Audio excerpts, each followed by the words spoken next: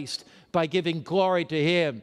The only people in the world today that are a Bible-believing, Christ-centered, commandment-keeping, guided by the gift of prophecy, worldwide movement, leading people back to the worship of the Creator in the Bible Sabbath, an end-time movement, leading them to be ready for the coming of Jesus, calling them to give their bodies to Him, to give up alcohol and tobacco and the unclean foods. All of these characteristics are found within the Seventh-day Adventist movement. This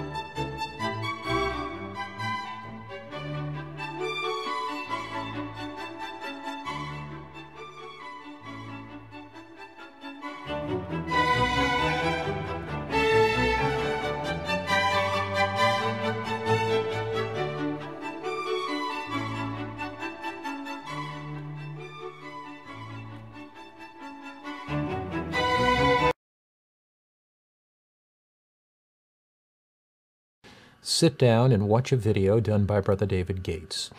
As I watched that video, I was quite amazed at some of the statements that were made. As I continued to watch, I even became more troubled.